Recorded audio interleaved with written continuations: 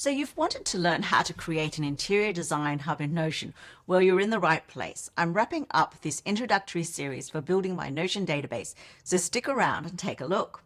We've built this database to learn how to customize it completely so that you are able to manage your interior design business more effectively.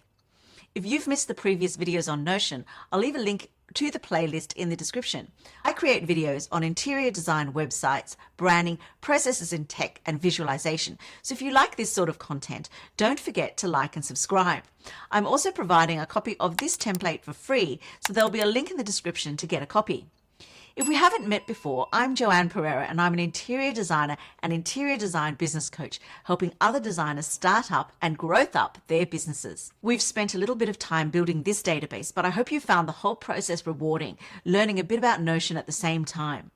I've helped so many of my interior design clients build a productivity system that really suits them without becoming overwhelmed and giving up. And today I'm going to teach you how to. A productivity system is only great if you are able to use it effectively. And having bought a few templates before the start of my Notion journey, doing it this way means that you can customize it to suit you perfectly. Without further ado, let's dive into our database. So here we are in Notion. And we're going to just head firstly into the projects tab. Now, when we first set up our projects tab, we set it up purely for business. So what I wanted to do was add in projects that are personal projects or professional development projects. What I first did was I created a new category, which was a select column, and I call this category of projects. And in there, if we go in here, we can edit the property. You can see I've set it up as interior design business, professional development, and personal. The next thing that I've done is add in any other databases that we haven't quite linked to. Just go through this projects database where we've got all projects. I renamed this view to all projects. So you can do that here, is going to rename all projects. And then I created views. So I created firstly interior design projects. So I put a filter here, which filtered the category of projects.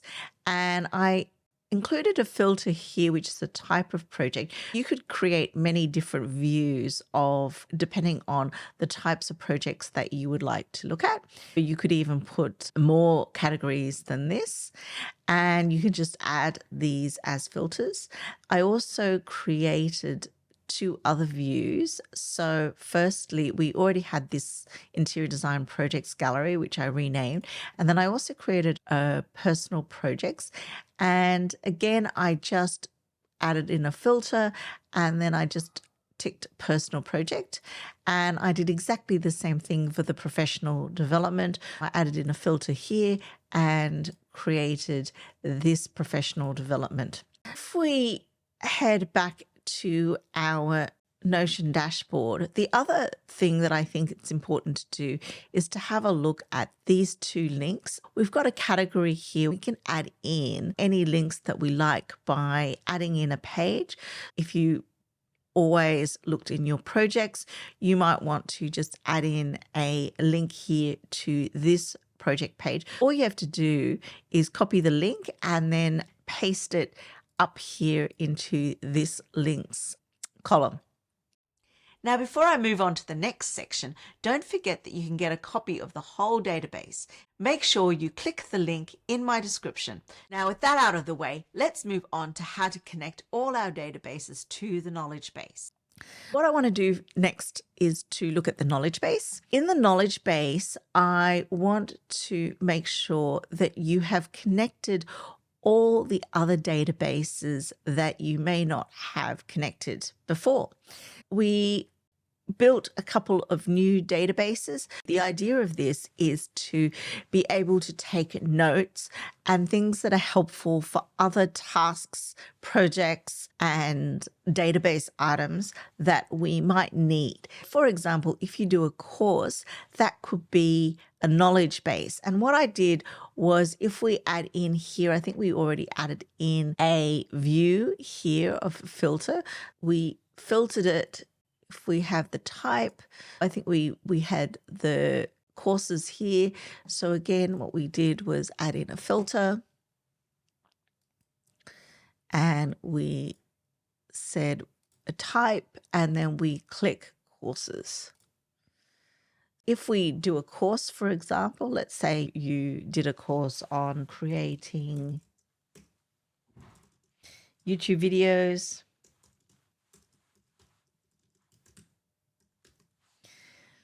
You could add in a page which included its URL or whatever, and all you need to do in the type is to tick it as a course, and then it appears here. If you're doing the course, you could add this to the quick links. If we ticked it here and we went over to here, we can then have a view of that database into the quick links.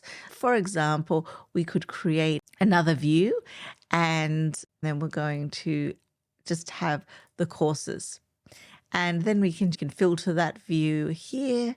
And so we had type, and we just have courses here. So again, we can link with the whole database. I suggest you go through and make sure that you're linking to whatever you would like to do. I styled this page here by adding in 3 columns and making sure that I had these databases linked. All I did was I just used database, and then I just created a table view. Here we can create as many columns that you want, and I like to put them in toggle lists so I can tidy up my page. We could actually add in a call out block here and just say this is a page for everything we need access to fast. Okay.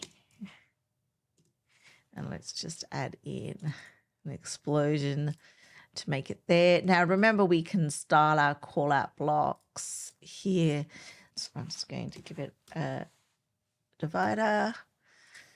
And then we've got our nice call out blocks. And if you are using Notion and you want to remind yourself about what the page is for or how you want to use it, I do suggest that you add in these call out blocks. They're really great to give you a few instructions, particularly if other members of your staff are using it and they don't know whether this is the right place to be making adjustments and changes.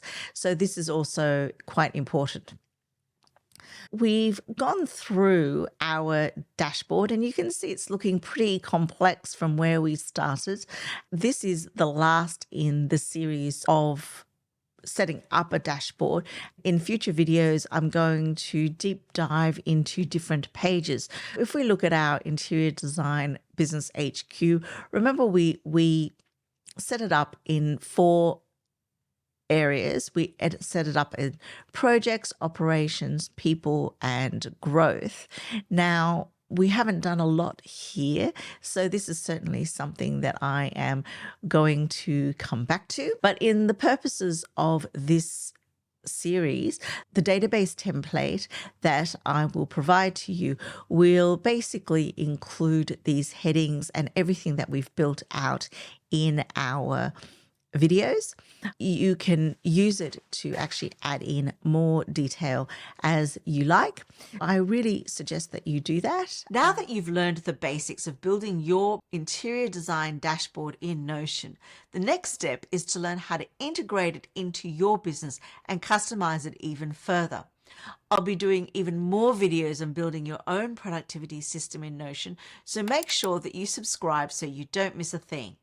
Thanks for watching, and I'll see you in the next video.